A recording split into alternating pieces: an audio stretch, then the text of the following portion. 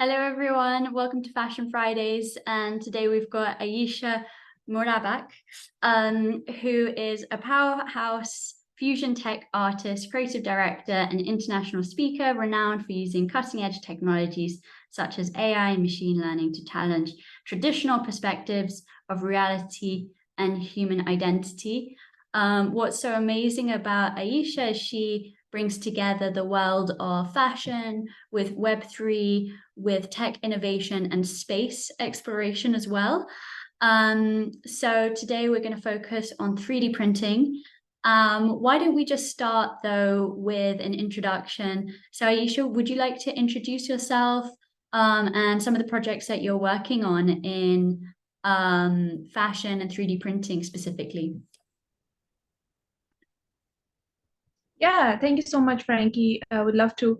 So like Frankie mentioned, I've been involved in a bunch of initiative that directly and indirectly involves 3D printing, 3D rendering, but also at the same time doing all of that through custom machine learning. And I don't like calling AI because I feel like the custom machine learning is the actual powerhouse that can drive the next generation. So yeah, that's where my focus is. And the second focus that I'm working on is related to space suit design and looking at space suits from an abstract but then also functional angles, and like my work is somewhere between those lines. So yeah, that's my focus for now.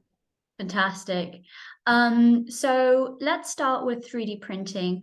What is 3D printing? What's the history of 3D printing in terms of which industry started to use it first? And how has it kind of moved into the fashion space? To be honest, I haven't seen many designers still exploring the potential that I see with 3D printing. I mean, we have a few designers who are just now at the surface exploring it. One of the designers that I really admire who's doing this in a much more profound way is Iris Van Harpen, and her designs are like works of art, and they're purely engineered, each one of them in a unique way. But utilizing sustainable materials for 3D printing is something of concern, because obviously we are all talking about the environmental concerns and just eco-friendly materials, so that we can like make much more conscious decisions regarding the production process for the fashion, because we know that fashion is one of the industries that produce a lot of waste. So I think when we're thinking about 3D printing, and now we have a lot of different methodologies which I would come to later, but 3D printing with sustainable materials is something that Iris Van Harpen is exploring. But otherwise, I don't see good examples to quote here, which I think that they are doing work. But with jewelry, a lot of people are now exploring, because jewelry is something much more easier. Like 3D printed textiles and apparel is a bit more complicated process, but jewelry is something that people are now thinking about, because you can print small stuff and then you can think about making it into like a small portable wearable art. So a lot of people are now exploring that domain, and beautiful designs I've seen. So yes, I think there's definitely potential there. Mhm. And just to add to that, I've seen examples of really large scale printing projects. So literally printing of buildings using concrete to smaller scale things, like as you say with jewelry or even household items like vases or toys, those sorts of things. So what sort of materials get used for 3D printing? Is it plastics or are there other materials also that can be used? I mentioned concrete, but could you tell us a little bit more about that process? Like, what is 3D printing and what are the materials there?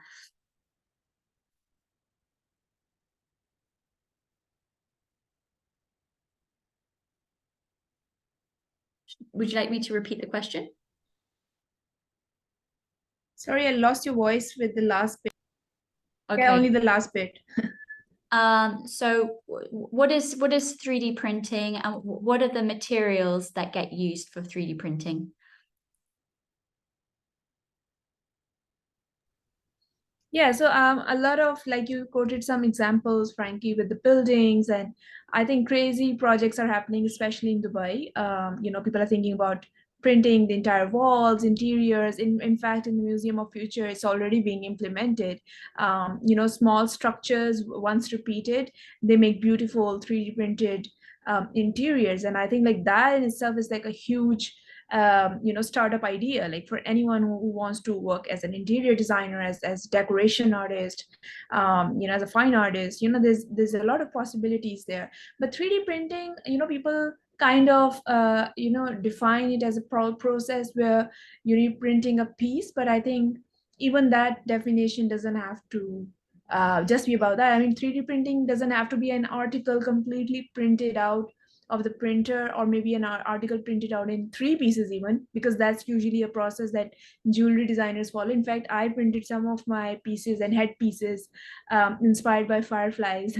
I got them printed in pieces in HDMGF printing. But additive manufacturing and HPMGF are the common printing types that are readily available, in fact, in Dubai. But other than that, I would say, like, there are people who have written research papers. Like if you read them, I was reading this paper on MIT's website, and that said that you can print recycled modules, like bottle caps. Like bottle cap is one module, right? So if you can create something out of that, I mean, that in itself is a good idea, because not everything can be printed as a complete piece. And if you think about this idea, then you can basically print a lot more and then assemble them later through this technique of printing a module, just like you're recycling one, you're recycling plastic or something like that, and then you're assembling it in a way that is sustainable. So obviously you're giving real people jobs as well. So I think that this process, if you think about this process, I think it's much more efficient, and something for fashion designers, especially in the areas where they can't afford very avant-garde pieces that involve, like what I said, additive manufacturing and those kind of techniques. Those are much more expensive options, but these are definitely doable in areas where, one, 3D printing is new and they want to stay cost efficient. So, I mean, there are definitely options for anyone, and any business related to fashion can definitely opt for it. Other than that, there are ways in which the textile fabrics, especially for the jackets and coats, even they have different 3D printed embossed, it's called embossed geekle. So those are the kind of fabrics that are being printed, and for them the 3D printers are different, but 3D printed fabrics are definitely being created in Dubai. Although still I haven't seen many exhibitions, but I feel that brands who are established, they can use sustainable practices like this. Yes, for sure. Fantastic. And in terms of sustainability and the circular economy, is it Mm. possible to print something, use it, and say it's like made of, I don't know, plastic structure, melt it down again and reprint it as something else? So you've got that element of being able to recycle it and reuse, which is one of the key words of sustainability. Have you seen any cases of that, or would it be possible with the technology that exists today? Yeah, so I mean, we've seen some manual projects where, like, I don't know if you've seen this project, but there was this viral project going on social media where they use ruined bottles, plastic bottles, and they were creating like a tape out of those bottles, and then using those tapes, which is like a plastic thread like structure, then you use for multiple purposes like binding and putting things together. So the idea is that, yes, if we can melt plastic in, again, because it consumes a lot of energy when you're burning plastic, and that process again is questioning sustainability as well. So I mean, if there are ways in which this abundance of different types of plastics that we have, if we can sort them out in a way that fibers, the raw material for 3D printing is created, then I think even the plastic related or additive manufacturing related 3D printing becomes sustainable, right? Otherwise it's not, because if you're creating fresh, then it's not sustainable. But if it's the process, that's why it's so important to see where you're fetching your material from. Or that's why I'm so conscious whenever I'm working on these kind of projects, that I see, okay, who are the manufacturers, where are they sourcing the fibers from. So I think all of these questions are important, and as much as we can, we need to be conscious about this, because ultimately we are encouraging them, right? So especially if you're doing a huge project, then it doesn't it always helps that you're going an extra step, seeing how they're sourcing this, who are the people behind, whether they're ethical.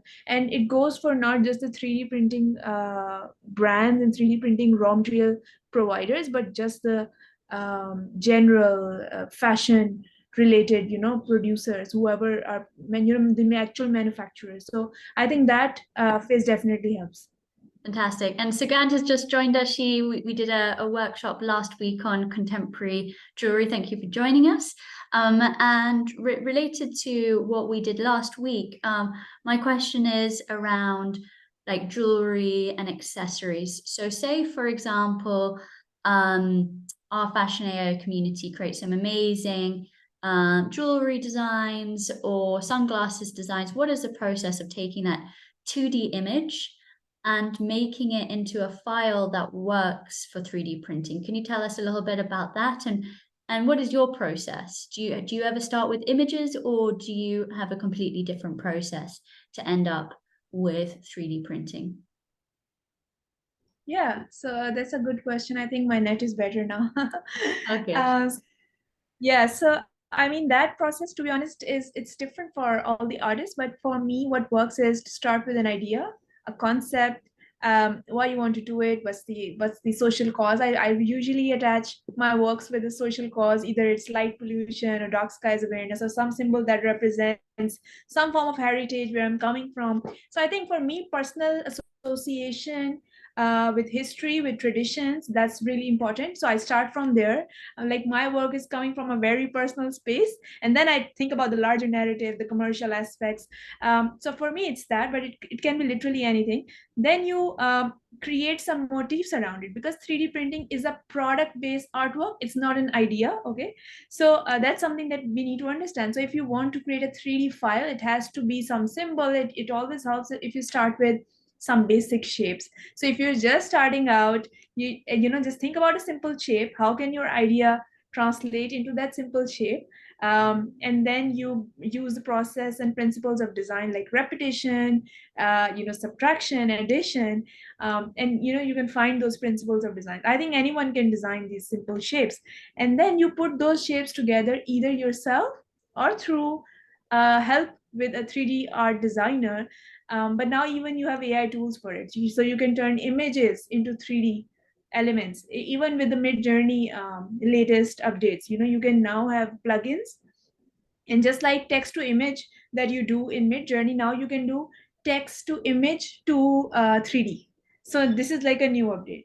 So you can either Fantastic. use, yeah, this just came, I think last week or something like that. So you can use that and then create your own 3D designs. Now these 3D designs, usually they're in the form of STL files, because those STL files then get slashed and cut from all sides, and then you can send it to someone who's working with the 3D printer, and then they will tell you, okay, so you need to adjust the dimensions. They usually ask you for an edit. So that's like my workflow. But another way to do that, if you're not someone who wants to go through the entire process of thinking, designing, design thinking, then what you can do is you can use softwares like Educate. It's a software.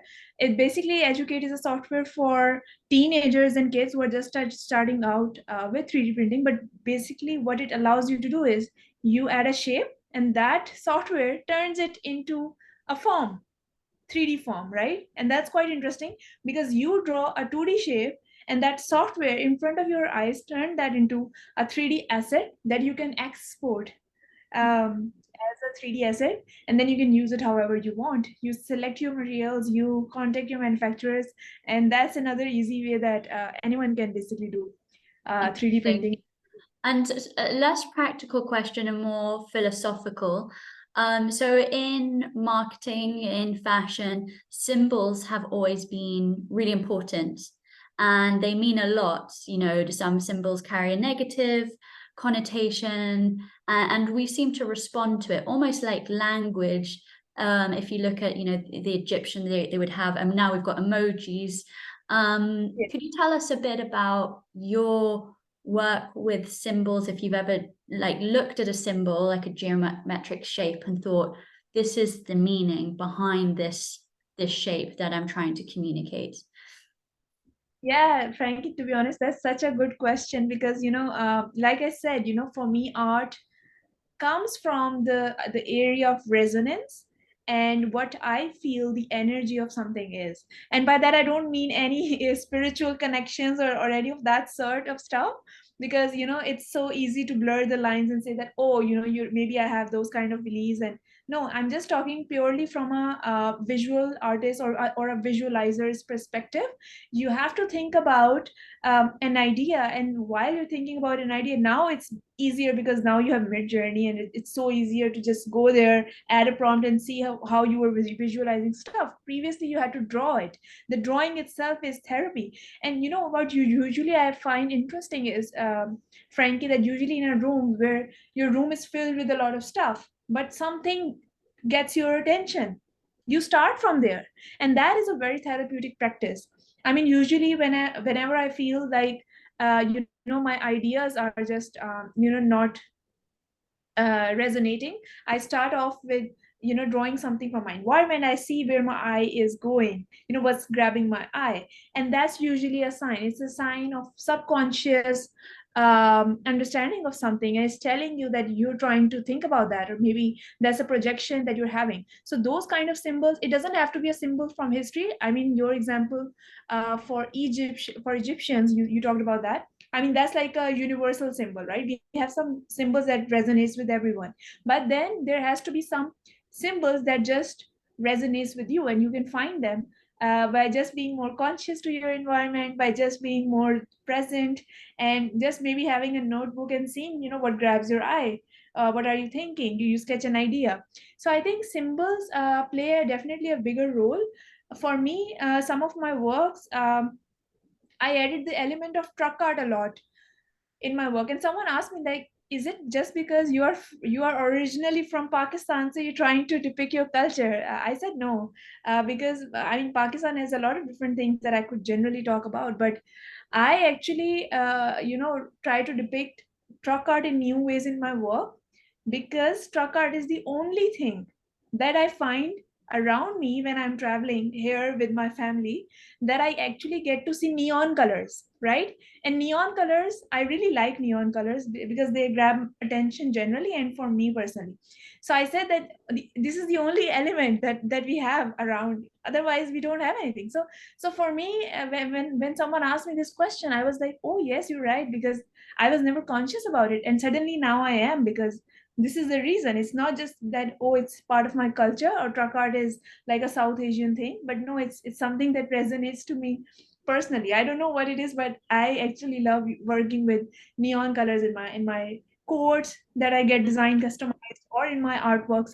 So I think, yeah, symbols can have different meanings for different people. That's what I was trying to say. Perfect. So we've talked about 3D printing in terms of the shape, the materials, the symbol, and you touched on colors. So when you are printing something, is it blank? Is it transparent, and then you paint it? Or and what is the process there of adding color to a 3D printed material?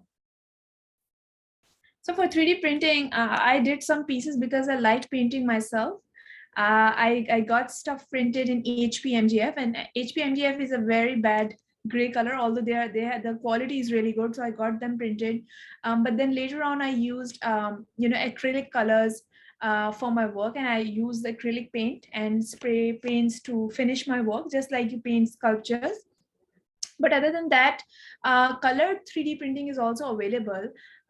In Dubai, there's a lot of I don't know about other places, but in Dubai, you have a lot of different options in color printing. You can print SLA printing in white, So white printing is also very beautiful because that has a really smooth finish. You can get additive printing in white, in transparent threads, in multiple color threads as well. But the only issue with the color ones is that I think there is a limit to the size, because of how the colors sit, and it's a technical thing. I mean, the latest technology that we have for commercial printing of the colored 3D printed objects, you can't print the larger sizes. With transparent and with the simpler ones, you can go bigger. So that's the only limitation. I mean, if you want to print a vase, a colorful vase, or a gift, then I think you can go for even the sculptures and caricatures. You can print them as you make the 3D file, it will get printed exactly the same way, right? So those are really nice in colored 3D printing, smaller size option. Otherwise, you can go bigger.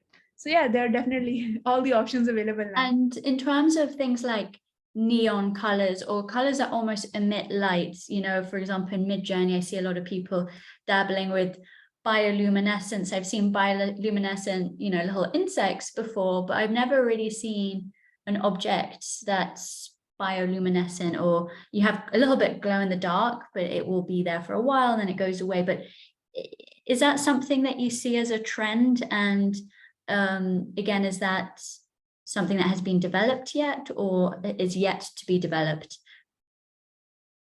I think this age that we're living in, there is definitely this, obsession with neon colors generally, cyborg aesthetics.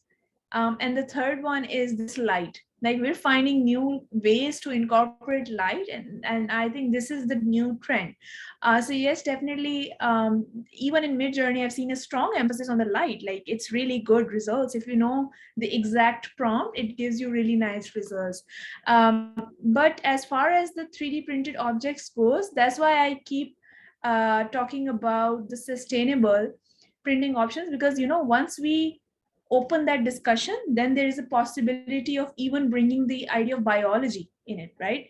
So once it's sustainable, you can think about living materials. I mean, why can't living materials be used for this kind of printing? That's an idea. I was reading up this research by Neri Oxman, and she has worked on wearable pieces, like something for your chest and something for your lower body, and she has designed those keeping in mind different exoplanets. Just imagine, like, the kind of level of research.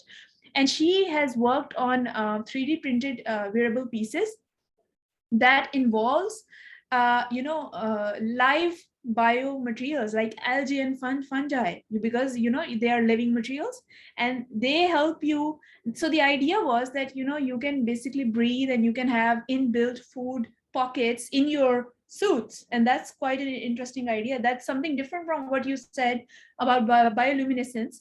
But I mean, even algae in at night, they have its own glow, like those seashores with algae and fungi gathered. So it has that bioluminescence. We as human beings also has this bioluminescence inbuilt. That's why we glow.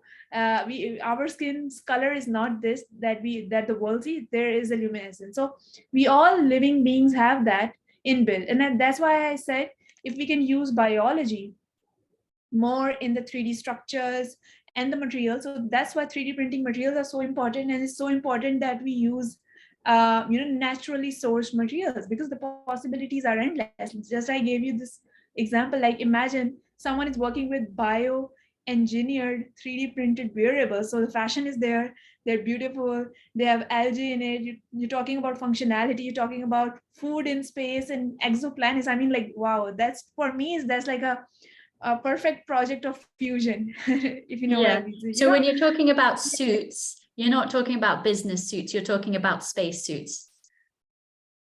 And not just the general space suit that we see in the films. These are the suits that are going to even challenge the current NASA's astronaut suit that we all see, because those are not functional anymore. If you read the latest research, they have issues when astronauts wear them.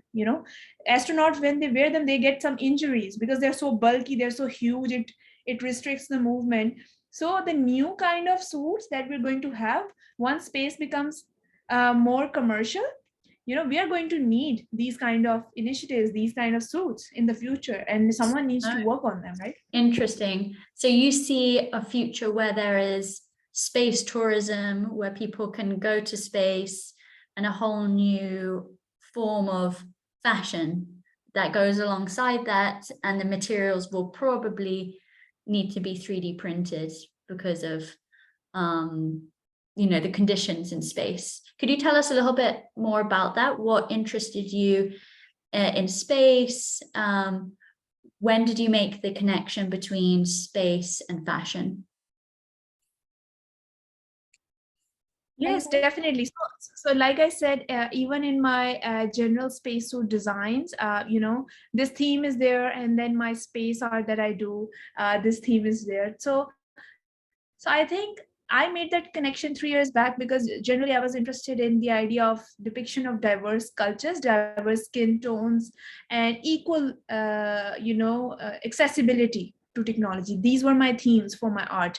So I think it was my natural inclination to include space, because space is where we haven't really represented everyone. I mean, space is an area where we only see white men conquering the space and they get represented. They're the astronauts. I mean, where are the women? And then where are the indigenous women? Where are the South Asian women? Where are the brown skinned? Where are the black skinned? Space is an idea for now because it's still not completely commercialized, but that gives us an opportunity to rethink how the space is. And that's what my art is about. And eventually I'm translating the same idea in my spacesuit related research and so on. Even with my mid-journey related projects, this is something that I'm exploring there as well. Fantastic. And I think Midjourney is fantastic for thinking outside of the box, and those sorts of things. So another question is, at the moment, manufacturing with 3D printing is, it's like working with a factory. When do you think that will get to maybe a smaller sort of micro factory scale where it can almost be inputted into retail stores? So say you're at Nike, you buy your trainers, and then they've got like a little 3D printing module where suddenly it gets customized, and you're using an app to choose your design. Do you see that coming at any time soon? I mean, to be honest, because I've seen a lot of different initiatives, and my exposure is only when it comes to 3D printing, I'm talking about Dubai. I've seen so many initiatives that my question is, why is it not happening? Because, the money is there. People are interested in customization more than anything. People want everything customized. And the fashion itself gets, to a pedestal when you involve 3D printing. So my question is, why are brands not thinking enough when they can do so much more? I mean, 3D printing, the only reason I can think of is that whenever they're mass producing, because the major mindset with these retail brands is that they want to create huge amounts of stuff. They're not putting enough thought in the pieces, and that goes for all the brands. Like, there are only few brands who are saying that, oh, we want to make you an article, a jacket, or something that you want to keep for your next generations. People are just like, oh, this is about fast fashion. I want to not wear the same coat in my next meeting. So if we have this mindset, then obviously they have this idea that, oh, we want to create sufficient amount of designs, and they need to not match the quality or the new innovative idea. They only need to match the consumer's demand. So I think these are the reasons that it gets left behind. Otherwise, there is no reason. I mean, why can Balenciaga, Balmain, these kind of brands who are already doing, by the way, something similar to 3D printing, why do they not have, these kind of, customization options? I mean, they should. Yeah, absolutely. And I think of those like bracelets that you can put all of those little trinkets on. People love customization. So I think it should definitely come. And then, you really think outside of the box. So when I speak to you, I think of like a female Steve Jobs to an extent. But just that thinking about him as a character in technology, he took the computer, made the personal computer so everyone had a computer at home, and then the iPods, the mobile phone. Suddenly these technologies were in the consumer's hands, and he understood consumers really well. He understood design and simplicity. do you see a time when consumers have a 3D printer in their homes where they're not going to buy things on the e-commerce store, they're not going to go in store, they're literally going to buy a design, print it, and have fun with that whole process themselves? Yes, I think to be honest, that's not far. Just like how we think that space tourism is far, I always say that it's so near. And in the same way, 3D printing is going to become even more accessible, because if you think about it now, with more focus on metaverse related clothing events, and more hype around digital fashion, I think it's whoever is interested in buying these digital items, like, if you think about it, you can't wear them, right? But just imagine the day when designers start creating these kind of digital designs that you can basically have a printer at home and you can print it if you like, right? Mm. And then that dress can have its own life. It doesn't have to stay. It can expire, and vanish into the thin air after maybe like 5 months. And that dress does not have to exist for ages. I mean, that's another possibility. If people still want to carry on with the idea of fast fashion, then why not think about sustainable materials that will create a dress and will automatically turn into something else, because again, it's natural materials, it's not synthetic. So I think that's one idea when I think about fast fashion and the fusion with this kind of accessibility. I mean, it's so exciting, to be honest, when I think about it. Like, you have those digital files, your avatar can wear them in the VR, and then you can actually print them, and the dress can have its own life, and that can stay. Okay. And last question from me, and then I'm going to pass on to my co-host Zin. So I always think about pregnant women and how they're sort of underserved and how their bodies are changing. And you have these like one size fits all sort of stretchy materials, great. But is there another solution for, using, as you said, non-synthetic materials can change more, they're more, fluid. What would you suggest using 3D printing or some of these new materials for pregnant women in particular whose bodies are just morphing? Yeah, I was, you reminded me of this project actually. This artist who made like, she casted the womb of a pregnant woman, and then she created like, warrior suits for that. I mean, to be honest, that goes way back. But what I'm reminded of through this project is that, because this is such a laborious process, and there is not enough clothing that supports this process, and it doesn't have to be just something that you wear, and it has to be hard to wear, something like a bodysuit that Kim Kardashian or these people are selling.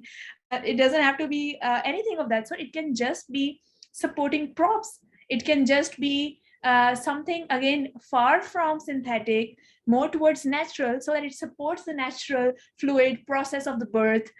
So I think, again, no research is being done, because we take for granted that whatever women are doing, they're born to do that. So yes, definitely, when it comes to the materials, the textiles, and the tactility of the fabrics, there's so much that can be done.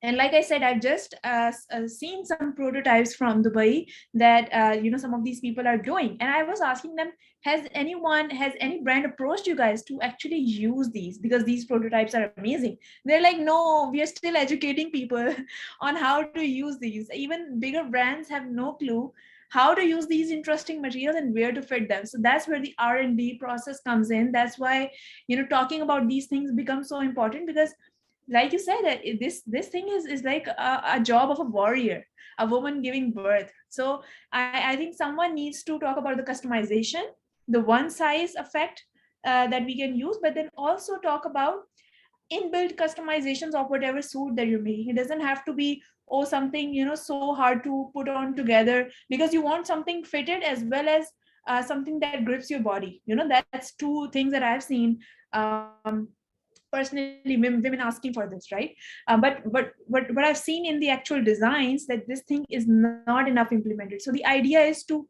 one, keep it with compression materials, And these compression materials, it's an interesting research. These kind of compression materials that you actually need for pregnant women is also the same kind of science and compression materials that you need for the spacesuits. So that's quite an interesting. Wow. Okay, that's a very interesting tie-in. So my initial thought was, with 3D printing and pregnant women, it's a bit like Invisalign. I'm not sure if you've seen it, where you take pictures and then you will say, okay, you need to move to the next stage, Same thing you could do with as your bump grows. But then when you were talking about almost the ergonomics of fashion, if you've got a backpack and you've got something that ties across your chest, it feels lighter. When you're carrying a baby, it's like carrying a big backpack, and then you're sleeping on one side, you want to have comfort, you're moving up and down. So I think a lot of research can go into that, making pregnant women feel good about themselves and be more comfortable. But anyway, I digress. These kind of compression materials, Frankie, one other thing, these kind of compression materials, they have this term, especially for the spacesuits, it's called donning and doffing. So what these terminologies means is like the act of wearing a very tight spacesuit that will support your mechanical, bone structure and muscles in space, because that's what it's required, because your bone mass depletes. So you have to even do more workouts if you want to be surviving in space. If you think about that, like even the physiology aspect, then I just wanted to mention that even for pregnant women, you need something that grips and compresses and moves with the body. Okay. That was the term.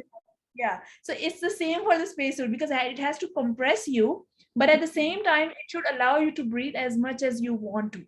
Wow. Okay. Otherwise, these are very technical sensor integrations, oxygen, it has to have all of that. So I think the same amount of science goes in both. So that's quite interesting. Fantastic. Okay, well, I'll pass you over to Zin. Thank you for joining us, my co-host. Hello there.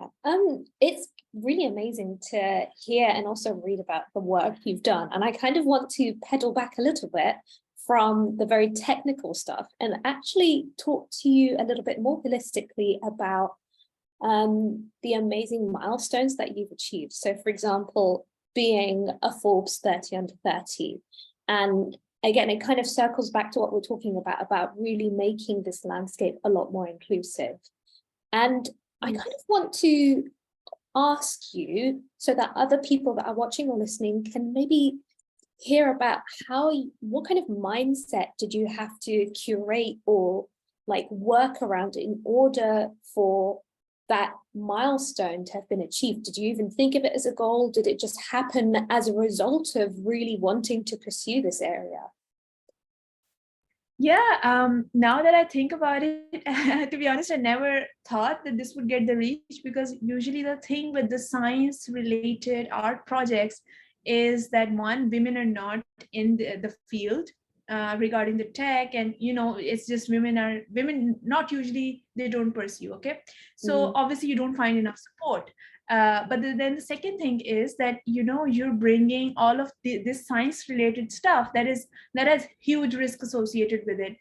With any kind of research, it can go either ways. Like sometimes it's just flop and you're just like, okay, like the entire thing had no outcome, it was just my learning process that improved, right? So usually with these kind of projects, you need a lot of patience, you need a lot of passion that drives why you're doing it. It has to be coming from the inner place of interest. So I think that's something that kept me personally going. I never thought about outcome. I feel there is no outcome to anything. I mean, we're just ticking the boxes and we're just like going for the next milestone. But Forbes thing, to be honest, it just happened. Someone contacted me. They were like, oh, we've been seeing your work for the past 3 years, and we saw that you've been working directly with space related stuff. But that happened once my work, one of the projects that I did with NASA's chief scientist, Dr. Tara Bradley, that artwork, which was depicting the James Webb Space Telescope's entire journey, that actually went into International Space Station through SpaceX rocket. So once that happened, in the last July, yeah, it was 2022 July, So my art went to space, and that's when, you know, people actually thought, oh, okay, so this project went into space. Now they gave it a bit more attention. But before that, as a female artist, as someone who's interested in technology, no, you never get the you know, the support that you need, or maybe the support that you might get, the eyeballs that you might get in a purely fashion field as a fashion influencer. You don't get that when you are a science related fashion you know, researcher or artist or technologist. You don't get that. So it's definitely an ongoing struggle, but I'm still very satisfied with what I do. That's amazing. It's really interesting to hear like the progress behind it and the way that you kind of take these achievements as more of a journey to the next journey. Essentially, it's not the end point, it's just another rung in the ladder. But with that in mind, so you mentioned like you almost seem to have needed like some kind of exposure, and that would have been your artwork going into space. Was that a really hard thing to actually get towards? Like, could you explain the process behind that? Yeah. So when I was working on these projects, like I mentioned, one project was just the depiction of different cultures in space. For me, that was a bit less technical because visualization in art is my domain. And the project was directly about shared space, cosmic collision. I mean, showcasing different identities, even like a hijabi women, you know, white male, a brown girl, you know, all kinds of identities are welcome in space. That was the idea for that series of works that I did. Other than that, my other works were a bit more technical, where I'm putting together projects that have a scientific side, but then also philosophical side. So my work kind of blurs that, and I talk about you know, human identity a lot, and human identity itself a question that I feel that no one has an answer to. I mean, we're living in an age where digital personification is much more real, so-called real, than our actual real selves. So whatever we are projecting as a truth is the actual truth, not me talking to you right now, you know. And you know, there might be an avatar, or this can be an actual you know, delayed recording, and you would never know. You know, these technologies are here today. So you know, with that in mind, the question of identity and how we used to express ourselves has completely changed. And with this idea of space, because I've been working on this for past 4 years now, 4 to 5 years, so I've seen a lot of space applications generally, like where my art could fit in, but then also new areas that I could basically invent. Because when I started working, you know, use this term fusion artist for myself, and everyone was like, what is this fusion tech artist?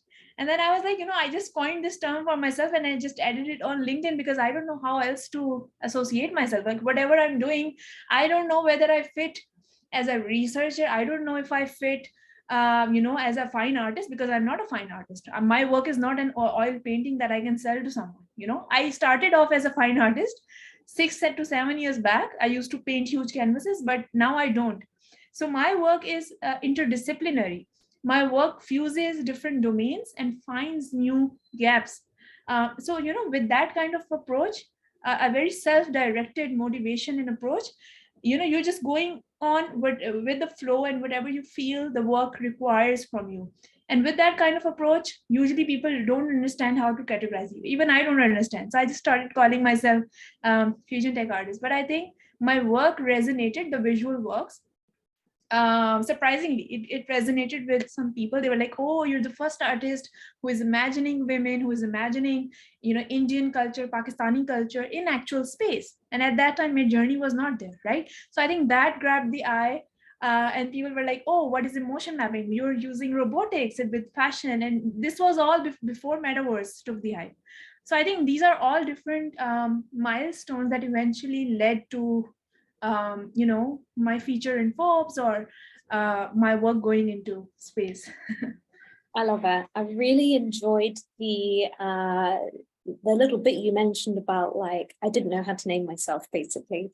And I think the reason why I really relate to it is because I'm in that position myself where I feel like there are so many things that I do that I couldn't really put one label on myself. But I do think we're also entering this era of being interdisciplinary. Long gone are the days where, you know, you're an employee that just does one thing repetitively, especially once we start automating things a lot more. All of those repetitive things can be generated, and we can actually, broaden our horizons. And I think what's really interesting from a feminist point of view is that I've definitely felt a lot of resistance to being, not wanting to label myself as one thing. And I think this is a really cool approach of the way you kind of labeled it in a very cool and eye-catching and, dare I say, almost masculine way, like fusion. And I think this is like the next way that we really, like as women, need to rebrand ourselves, make us use those really go-getting like adjectives to describe the amazing things that we do. Be like men, basically, like be broad, be vague.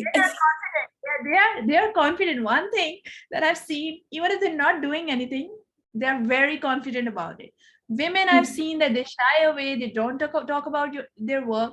And you know what, once I was featured in Forbes, so I was on some interview on TV, I think. They asked me, we were researching your terminology, fusion tech artist, on Google, and we found no results. And I said, because I actually coined this term for myself, you won't find anything. So they said, I had to use this word. I can't use the word mixed media artist, because then I am an artist who is actually using the physical media. I don't use just the physical media. I use fusion, literal fusion of new technologies. I've worked on emotion mapping, data collection, color psychology, and then I mix them in my multiple, immersive projects, art projects. So, I had to use it. Absolutely. I have a bit of a fun question to go off of really from that. And it's to do with your role in the Metaverse Fashion Council. So people that are listening or watching may be aware that Couture Fashion Week is happening at the moment. And there are two things here. One is a fun question that I want to pose, which is, do you think that the metaverse should have the same kind of structure that physical fashion weeks have, where you've got like the regular ready to wear and the couture? And then the other one, I guess, is a little bit more political, but I wonder what you feel about how some of these fashion shows have actually been carrying on, what with the situation with that boy that was shot down by a policeman. Some people have, like Celine, I think, if I'm not mistaken, have said that they're not going to be doing their fashion show for two reasons: out of respect to the situation in Paris and France, but also because of security issues that they faced with hosting the show. But yeah, so one question: what do you think about applying that same structure to the metaverse world? And then the other one, more of a, how do you approach that? And also maybe how do you approach that from a digital point of view as well? Yeah, so I mean, with the Metaverse Fashion Council, as you mentioned, I feel that because for ages, if we see how traditional fashion is documented, how it's shown on the catwalks, there's a way, I mean, models are taught a catwalk, there are paradigms that everyone follows. So I mean, keeping them in mind, although now we have more inclusivity with the body types, which is great. But I feel that if someone still needs to talk about fashion, like if the word fashion is used anywhere, there are certain expectations from me. Like I have worked on a few projects where fashion was a part of it, but because I was using the word fashion, people were like, no, but you have said this is a fashion. And if it's a fashion piece, or if it's a fashion show, then it has to follow the rules of fashion, So I think people of the fashion industry and people who are dominating, they are very fixated on the rules. Yes, the digital fashion has kind of broken it down, because no one was expecting so much hype around the avatars and how it can represent us. The virtual avatars are now getting more fame than actual ones. So I mean, that has kind of shifted, but even today the physical fashion has its place. So I think if Metaverse Fashion Council and these kind of councils were still opting for a physical show with the catwalks, I think in a way I do understand their psychology, where they're coming from, because obviously they want to, to capture the market. Basically, that's the word. They want to capture the market that's already there, propagating everything to do with fashion. They want the eyes of the media that captures fashion. They want the consumers who are into that kind of fashion. So they want the eyeballs that are already there for the physical fashion. But I think as someone who is innovative, there's always room for bringing new things. You can, if you start calling things not fashion, and if you start quoting the word wearable art, then I think there is a possibility to open new doors where something can be inspired by fashion but doesn't necessarily have to be fashion. Just like for my own works, some of the 3D printed necklaces and headpieces that are designed, I don't call them as fashion pieces, and I called them wearable artworks. And in fact, there was a decision that I took. I ended up not putting them up on the mannequins for my exhibition, because otherwise people would say, oh, this is a fashion piece and now we're expecting you to like mass produce it and we want to buy, then there's this idea, because it's on a mannequin, and mannequins are associated with visualizers and windows, and mannequins have a different meaning and where they're used. So that was interesting as well, right? Mannequins has a specific body shape. Mannequins have a specific projection. So, just to escape from all of that, I actually ended up putting my pieces on a white wall, with great lighting. And, it was like each piece was like a museum, displayed piece, because it was a wearable art. And then I did a performance for some of the pieces where, a character who was becoming a firefly wore the entire thing. And they were, doing the performance on the idea of light pollution and why it exists. And they were talking about the torture that human beings are doing on them. So moth, firefly, bats, I designed pieces using the data collection, and then they were 3D printed. So it made sense that I didn't put them on a catwalk show or on a mannequin, because otherwise the meaning would have been so much different. But because I don't work as a commercial fashion designer, I could take that decision, right? Because I was working as an artist. So for me, message going out was much more important than these pieces being sold. So the motivation was quite different. So I ended up not going for any of those options, and in fact did a very artistic performance that got recorded and eventually got an award too. But see, these are the small things that we have to think about, that how your work will be perceived. Because if you want it to be consumed and mass consumed, then yes, you have to put them on a catwalk and people have to walk in a certain way. It's a different thing. And then you talked about the second thing, which is the political aspects. I think fashion at the end of the day is an art form, and people need to start seeing it that way. And whenever something is an art form, it doesn't have to appeal to everyone. It doesn't have to be. It's a subjective thing, but at the same time, any art practice needs to be ethical, and it needs to acknowledge whatever is going on, right? Like we saw that hijabi women's, and these kind of things keep on happening. We have to be more conscious, and whenever we're depicting even when we're depicting such narratives, we have to be very conscious, because it might hurt someone's sentiment. So it's not just about, oh, you can pick something up from anyone's culture and you can like put it on your shirt and just for it to look cool. It doesn't work. You have to bring in context why you're doing it. Not everything is about its face value. I think we're living in that age where so much is happening. Like fashion has a history worldwide, so we can't say this anymore, that oh, we just wanted it to look pretty. I mean, we've far exceeded that. Like we are at a point where we as humans, as thinking beings, can do so much better whenever we are working on the creative direction of these kind of projects, especially on catwalks.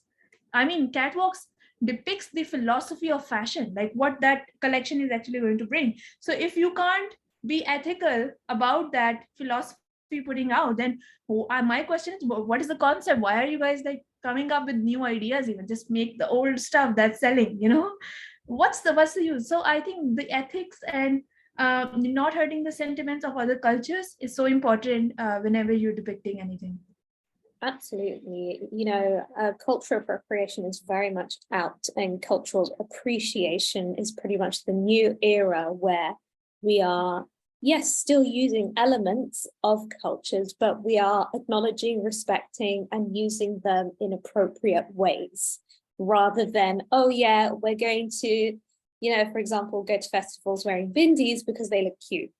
But really understanding the background. And I think this is one of the reasons why I kind of love going on a TikTok doom scroll, because you end up learning about some of these things. But yes, I think one of the things that actually struck out from what you were telling me is that there seems to be this space that I really hope does get filled, which is almost like a digital like design biennale almost, which would be amazing to see, because I think fashion has been quick to pick up, I suppose, relatively speaking, in that digital space, but maybe not so much art and design.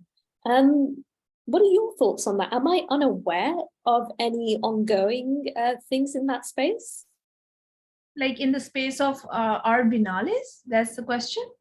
So like art biennales, but like in a digital or tech kind of space rather than in a physical space. I think, I'll go back to my point where I said that whenever we use the word fashion, it's so enrooted with this stubborn idea of how it's depicted.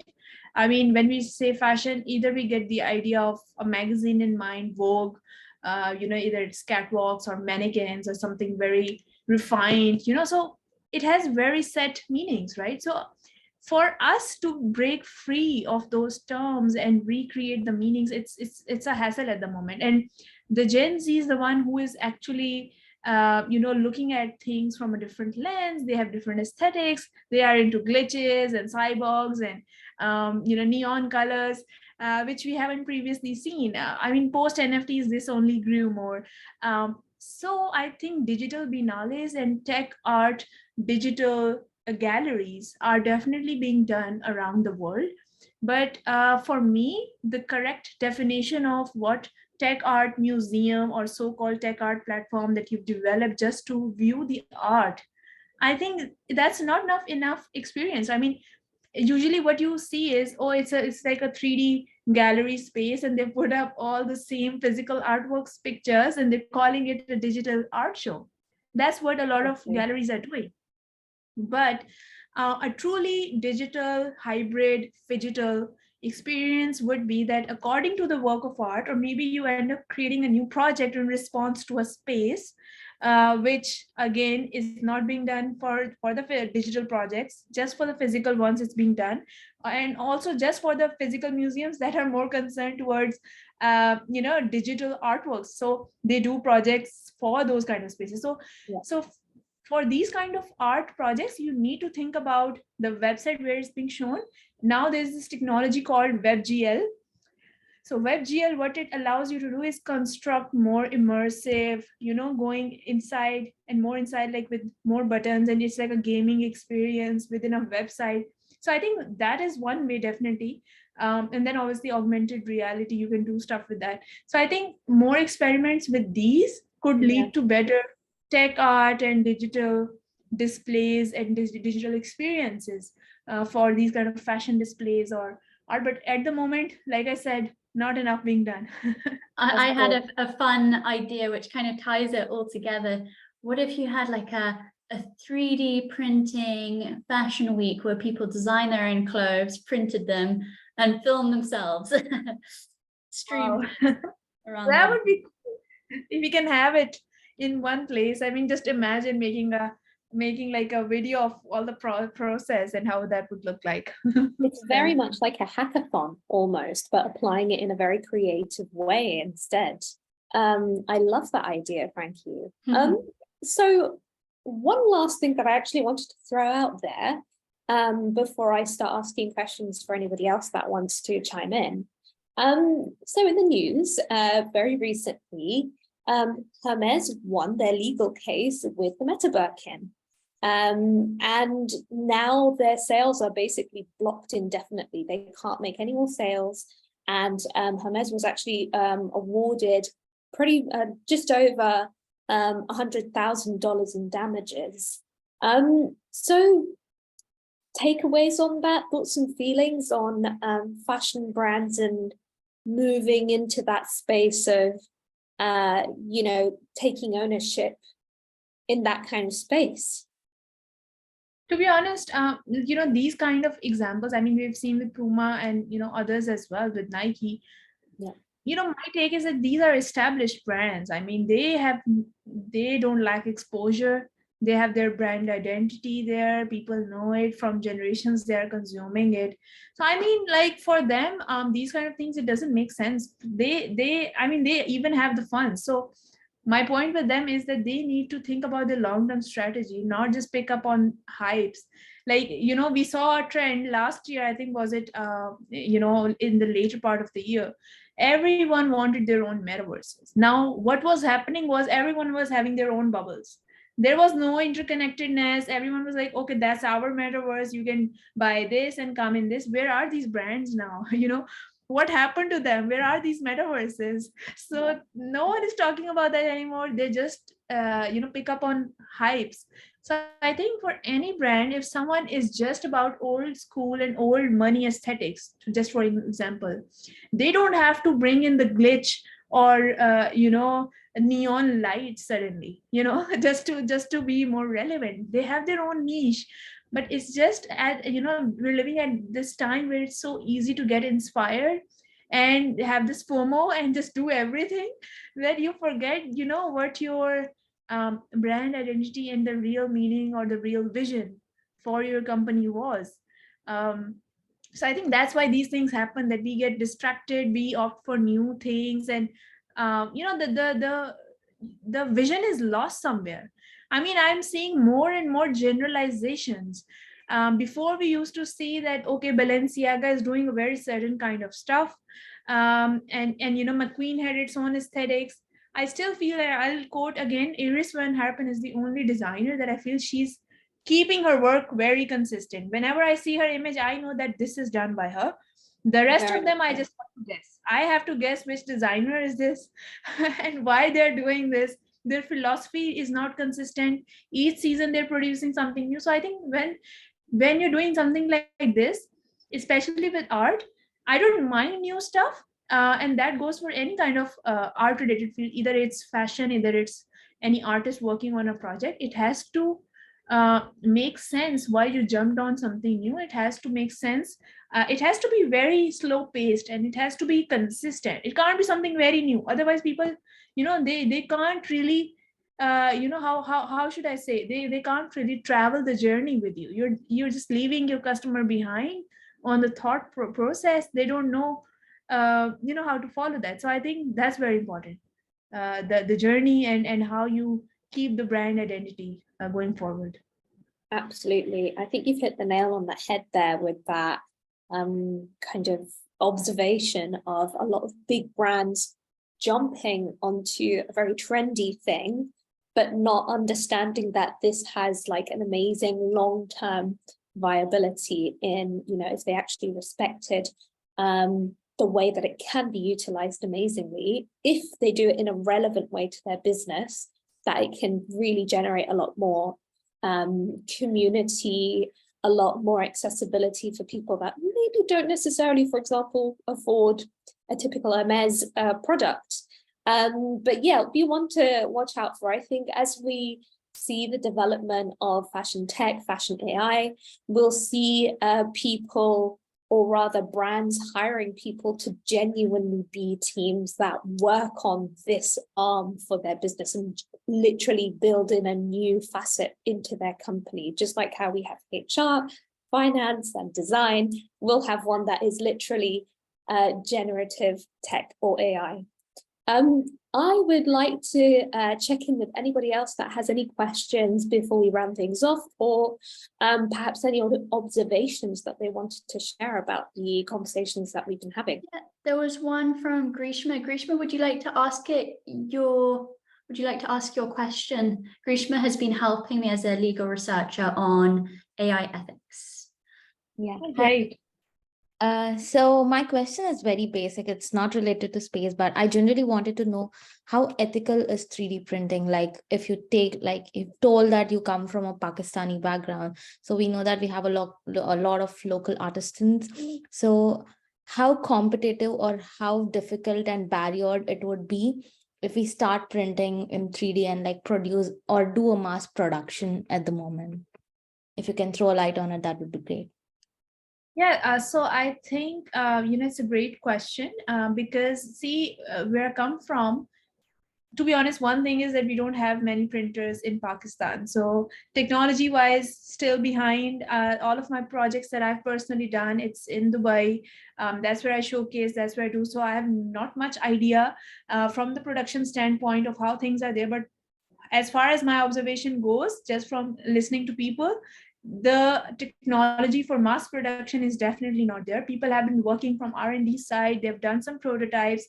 Even the smaller businesses, startups, they are opting for these kind of things because there are some great engineering universities here in Pakistan, especially in Islamabad, which is a city like a capital in Pakistan. So we have great universities who are working on space, who are working on engineering. And when we have these two things working together, then definitely this 3D printing is quite important, because there are a lot of things that you can basically easily print out in your studio instead of like ordering them from Amazon, or even the customization gets difficult if you want to get it from China. So we have 3D printers facility in the research areas and in universities, but the mass production is something that I haven't seen in Pakistan at all.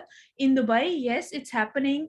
So yeah, I can speak more on that area because I've seen like interiors being done, anything to everything is being done in Dubai, and that's why I opted for Dubai, because their quality, their options, the sizes, the colors, it's all there. So as an artist, I want to have all my options open.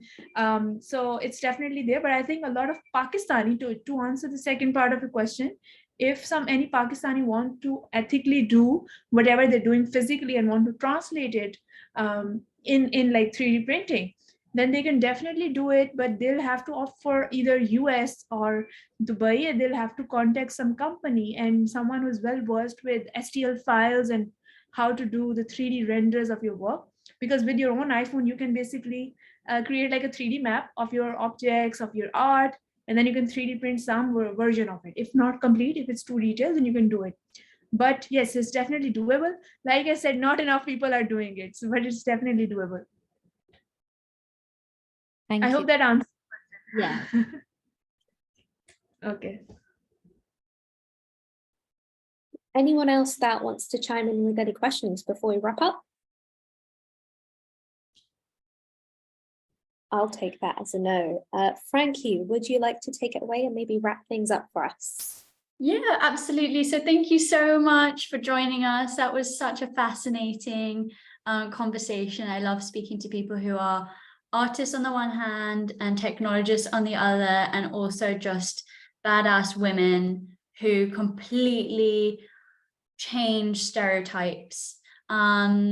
So really want to support your career as much as possible, and hopefully we can do lots of collaborations in the future. Just let us know and we'll figure something out. Likewise, no, thank you so much for having me, Frankie. This was amazing. Like the last conversation that we had, and even before it, so always up for it. I always reciprocate the energy that I get. Today I had really bad internet, so I didn't bring my presentation on. But yeah, I'm definitely up for these kind of sessions. I think it just allows you to think about the new technology in a new light and just see and exchange ideas. I mean, I don't do that enough times because I'm so busy, but this is definitely refreshing at all. So Yeah. I really like it. All right, good. Thank you, and have a lovely weekend, everyone. Thank you so much for joining us. Thank you. Take care, ladies and gents, if anyone's watching, listening. Ladies and gents, yes. And everyone in between. And Okay. everyone in between. I love that. Take All right. care, everyone. Bye-bye. Have a good weekend.